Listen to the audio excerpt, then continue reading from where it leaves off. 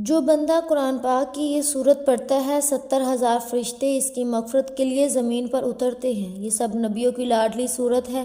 اس سے بندہ گناہگار نہیں رہتا اور قبر کا واجب عذاب بھی ٹل جاتا ہے۔ فرمان محمد مصطفیٰ صلی اللہ علیہ وسلم نے فرمایا کہ جو شخص یہ صورت پڑھ کر یہ کلمات کہے اس کی دعا ضرور قبول ہوتی ہے، اور جو شخص یہ صورت پڑھے اللہ تعالیٰ اس کے تمام گناہ معاف کر دیتا ہے۔ یہ سب نبیوں کی لاڈلی صورت ہے۔ اس سے بندہ گناہگار نہیں رہتا اور قبر کا واجب عذاب ٹل جاتے ہیں۔ یہ صورت پڑھنے سے اس کی مغفرت کے لیے 70,000 فرشتے زمین پر اترتے ہیں اور ان کے لیے رحمت کی دعائیں کرتے ہیں۔ فرمایا جب بندہ اس صورت کو پڑھتا ہے تو وہ اللہ کی رضا کے قریب پہنچ جاتا ہے۔ حضرت اسرائیل علیہ السلام کی طرف سے نرمی کا عالم ہوگا۔ وہ آپ کی روح کو اتنی نرمی سے قبض کریں گے کوئی تکلیف نہیں ہوگی، بلکہ جیسے ہی ایک نرم ہوا آپ کے جسم کو چھو رہی ہو۔ یہ سورت جو آپ نے دن بھر پڑھ کر اللہ کی رضا حاصل کی آپ کے ساتھ قبر میں نور کی طرح ہوں گے۔ جب آپ قبر میں پہنچیں گے تو یہ نور آپ کے ساتھ رہے گا، آپ کی قبر جنت کے باغات کی طرح روشن کر دے گا اور قیامت تک آپ کے ساتھ یہ روشنی رہے گی۔ یہ صورت آپ کی آخرت کو بہتر بنانے کا ذریعہ بنے گی، اور جب قیامت کے دن اللہ کی بارگاہ میں پیش ہوں گے تو یہ صورت آپ کے لیے شفاعت کرے گی۔ اللہ تعالیٰ آپ کو جنت کی نعمت عطا فرمائے۔ محترم ناظرین کرام، ایک مرتبہ امیر المومنین حضرت علی رضی اللہ تعالیٰ عنہ مسجد میں تشریف فرما تھے۔ ایک شخص آیا، اس کے چہرے پر خوف، پریشانی اور بے چینی نمایاں تھی، اور اس نے آتے ہی کہا امیر المومنین رضی اللہ تعالیٰ عنہ میں نے بہت گناہ کیے ہیں، میرا دل سخت ہو چکا ہے، میری آنکھوں سے آنسو خشک ہو چکے ہیں، مجھے نہ سکون ملتا ہے نہ خوشی میں توبہ کرنا چاہتا ہوں مگر دل نہیں مانتا، زبان نہیں روتی اور سجدہ نہیں باتا۔ امیر المومنین، کیا اللہ میرے جیسے گناہگار کو معاف کرے گا؟ حضرت علی رضی اللہ تعالیٰ عنہ نے نرمی سے اس کی طرف دیکھا اور فرمایا خدا کے بندے، تجھے کس نے کہا کہ اللہ تجھ سے ناراض ہے؟ کیا تو نے اس رب کو پہچانا نہیں جو بندے کے سجدے سے پہلے اس کے آنسو کو دیکھتا ہے؟ محترم ناظرین کرام، تو اس کے در کا سوالی ہے، اور وہ رب کبھی اپنے در کے سوالی کو خالی نہیں لوٹاتا۔ پھر حضرت علی رضی اللہ تعالیٰ عنہ نے فرمایا میں تمہیں نبی کریم صلی اللہ علیہ وسلم کی ایک بات سناتا ہوں۔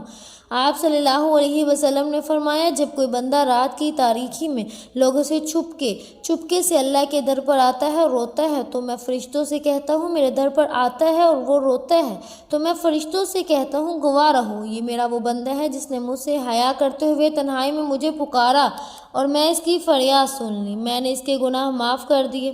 حضرت علی رضی اللہ تعالیٰ عنہ نے فرمایا تو جس رب نے گناہوں میں ڈوبے شخص کے لیے بھی مغفرت کا وعدہ فرمایا وہ تیرے لیے کیوں نہیں؟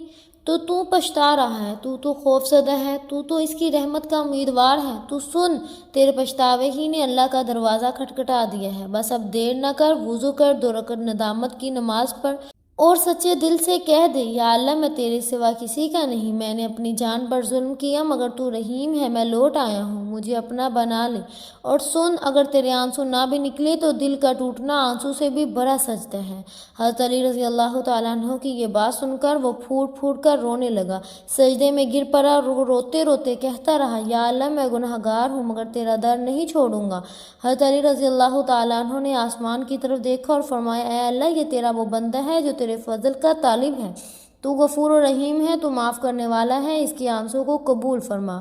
محترم ناظرین کرام، حضرت ابو امامہ رضی اللہ تعالیٰ عنہ روایت کرتے ہیں کہ نبی کریم صلی اللہ علیہ وسلم نے فرمایا میری امت میں کچھ لوگ ایسے ہوں گے کہ جو قیامت کے دن ان کے گناہ پہاڑوں سے بھی بڑے ہوں گے، زمین کی وسعتوں تک پھیلے ہوں گے، آسمان تک بلند ہوں گے، مگر جب وہ اپنے اعمال کے ساتھ اللہ کے حضور کھڑے ہوں گے تو اللہ رب العالمین فرشتوں سے فرمائے گا میرے ان بندوں کا حساب نہ لو، ان کے گناہوں پر پردہ ڈال دو، ان کے دائیں بائیں کوئی نہ دیکھے، انہیں میرے قریب لے آؤ، ان کے دلوں کو میرے لیے خاص محبت تھی، یہ گناہ تو کرتے تھے مگر جب بھی میرا نام سنتے ان کی آنکھیں بھر جاتی، جب کوئی انہیں میرے رسول کا فرمان سناتا تو ان کے دل لرز جاتے، جب رات کی تاریکی میں تنہائی ہوتی تو ان کے دل مجھ سے ہم کلام ہوتے، جب یہ گناہوں کے بعد ٹوٹتے اور میری طرف پلٹتے تو میں اپنے عرش سے جھک کر سنتا، ان کی آہوں کی آوازیں مجھے محبوب تھیں، ان کی ندامت مجھے پسند تھی، ان کی آنکھوں کے آنسو میرے لیے ان کے سجدوں سے بھی زیادہ قیمتی تھے۔ ان کے چہرے مٹی پر ہوتے مگر دل عرش کی جانب بلند ہوتے۔ فرشتے حیران ہوتے کہ یہ تو گنہگار ہو کر بھی مقرب کیوں ہیں؟ اللہ فرماتا ہے کیونکہ اس نے میری طرف امید کا در کھلا رکھا تھا، کیونکہ یہ جب بھی بکھرا میں نے اسے سمیٹا، جب بھی ٹوٹا میں نے جوڑا، جب بھی گرا میں نے تھاما، کیونکہ یہ مجھے پکارنا جانتا ہے۔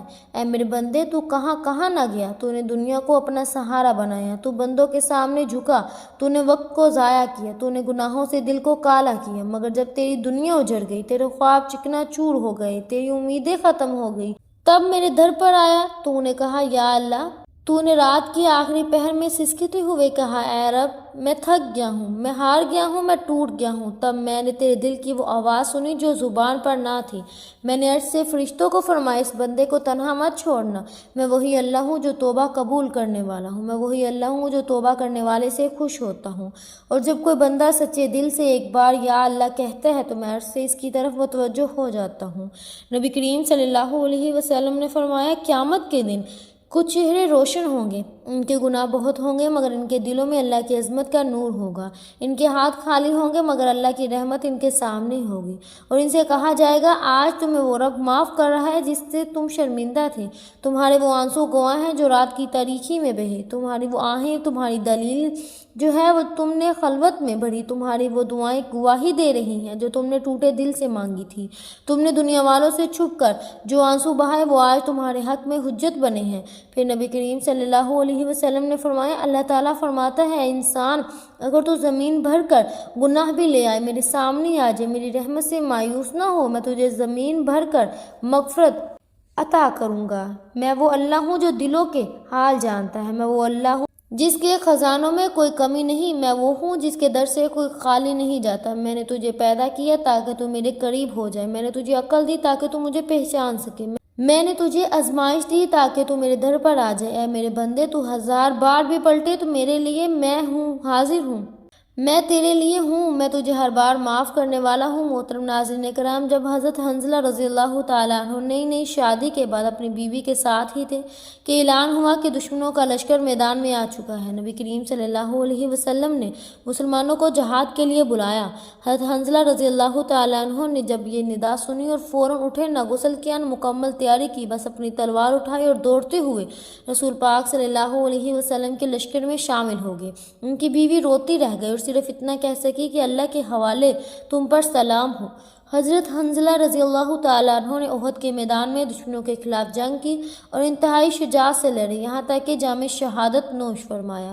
نبی کریم صلی اللہ علیہ وسلم نے جب ان کے جسم مبارک میدان میں شہید پایا تو صحابہ سے فرمایا تم جانتے ہو اللہ کے اپنے بندے اس کے ساتھ کیسا معاملہ کیا ہے اللہ نے؟ صحابہ کرام نے فرمایا کہ یا رسول اللہ اور اس کا رسول ہی بہتر جانتے ہیں۔ تو آپ صلی اللہ علیہ وسلم نے فرمایا میں نے فرشتوں کو دیکھا کہ جو حضرت حنظلہ کو غسل دے رہے تھے اور آسمان پانی سے نہلا رہے تھے۔ نبی کریم صلی اللہ علیہ وسلم نے فرمایا لوگوں حنظلہ کو فرشتوں نے غسل دیا ہے کیونکہ وہ اس حال میں شہادت کو پہنچے کہ ابھی ان کا غسل باقی تھا، چنانچہ وہ اللہ کے دربار میں پاک ہو کر پہنچے، انہیں زمین کے پانی نے نہ سلایا گیا نہ آسمان کے پانی سے پاک کیا گیا۔ اس کے بعد صحابہ کرام حضرت حنظلہ کو حسین ملائکہ کہہ کر پکارنے لگے، یہ مرتبہ انہیں صرف اور صرف سچے ایمان، نبی کی محبت اور جہاد کی للکار پر لبیک کہنے کے سبب نصیب ہوا۔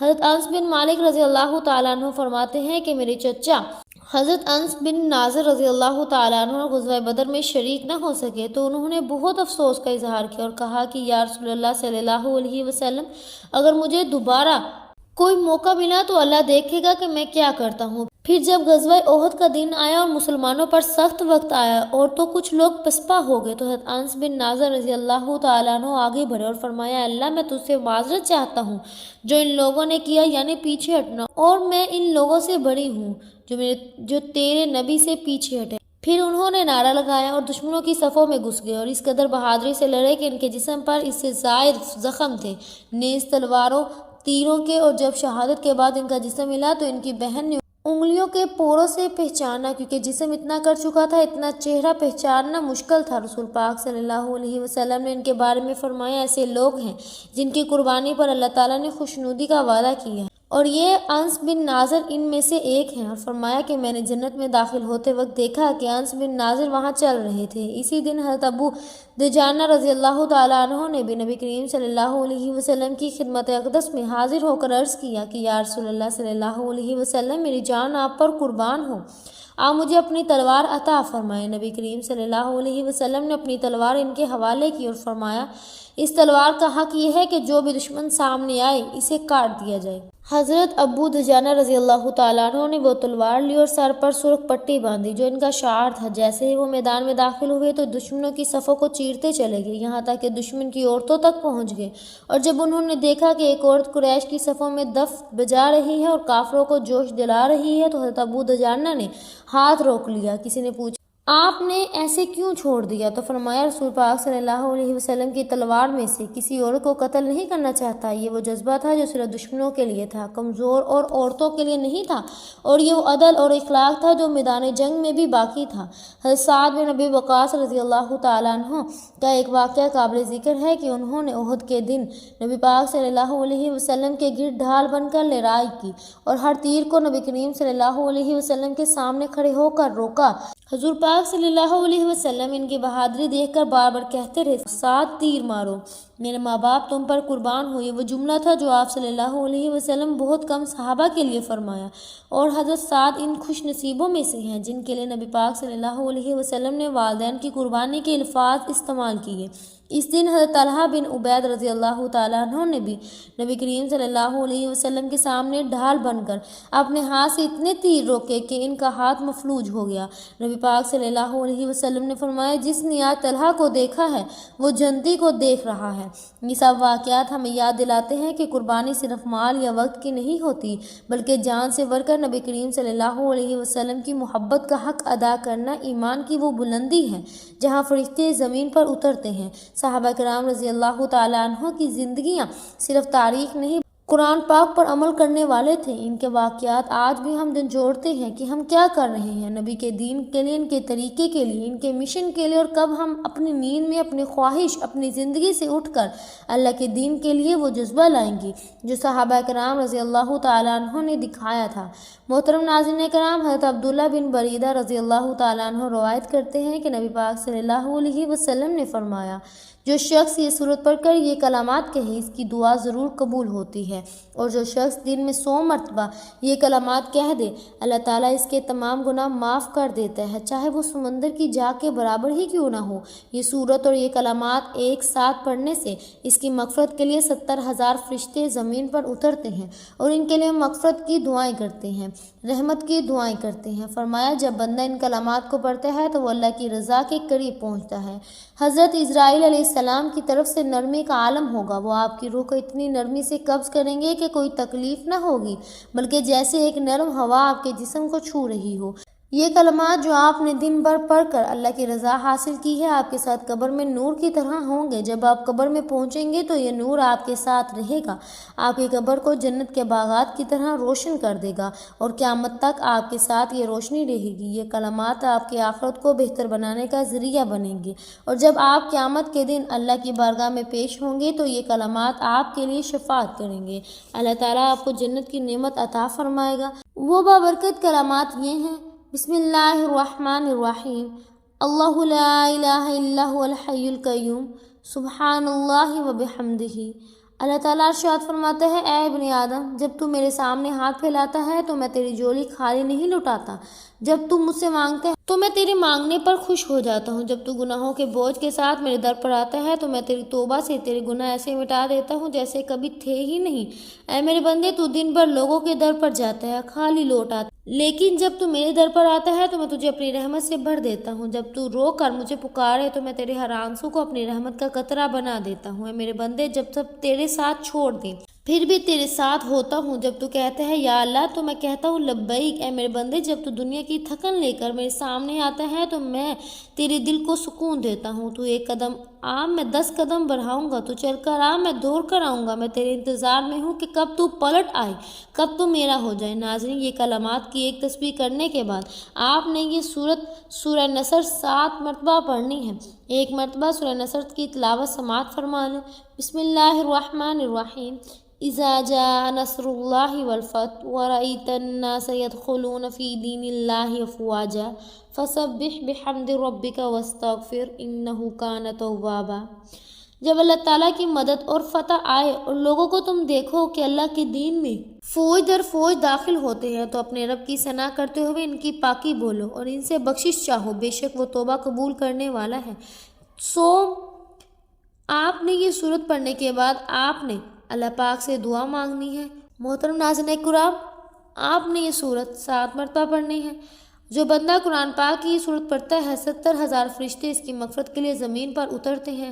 یہ سب نبیوں کی لاڈلی سورت ہے، اس سے بندہ گناہ گار نہیں رہتا اور قبر کا واجب عذاب ٹل جاتا ہے۔ یا اللہ، ہم سب مسلمان بھائی بہن تیرے عاجز بندے ہیں، ہمیں اپنی رحمت کے سایہ عطا فرما، ہماری دعاؤں کو قبول فرما، ان کے کلمات کے وسیلے گناہوں کو بخشش دے۔